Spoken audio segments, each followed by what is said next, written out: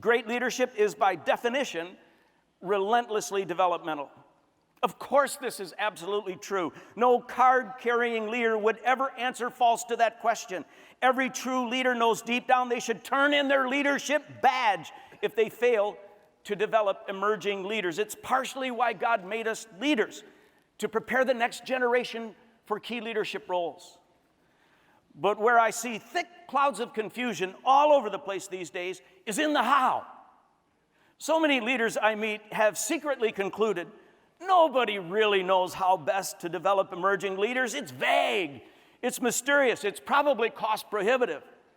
So they quietly give up on leadership development, and they feel guilty every single day for doing so. Because in their spirit, they know they ought to be developing leaders. Recently, our senior leadership team spent a full day with Bob Eichinger. He's a leadership development guru. He's spent his entire adult life gaining clarity on what is the best way to develop leaders. Now, here's what he found in rank order. Among the 5 top ways to develop emerging leaders is to, 1, put them in high challenge roles. In other words, make their job a stretching, challenging job that will keep them developing and growing.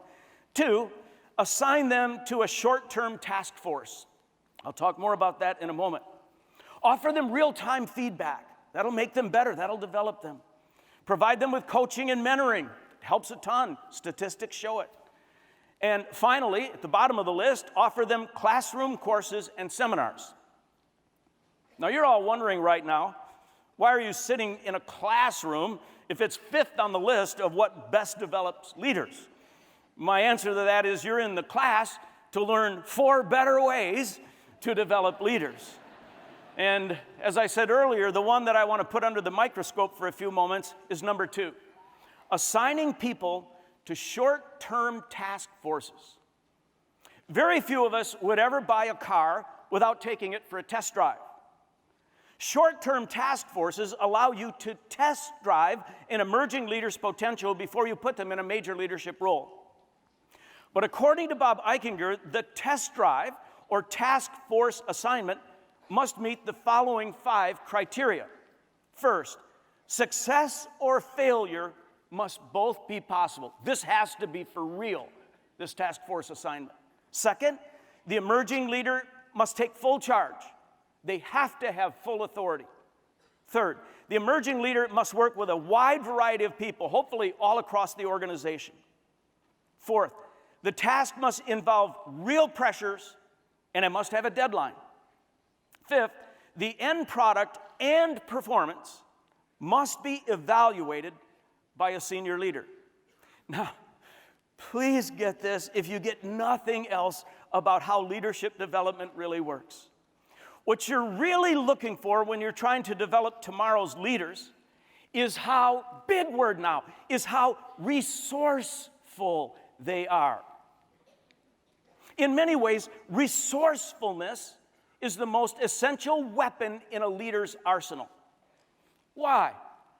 Because senior leaders in great big jobs in organizations around the world, they lead in such fluid and chaotic environments that they rarely know exactly what is the right thing to do. There's no formula. There's no roadmap for them to follow at their level.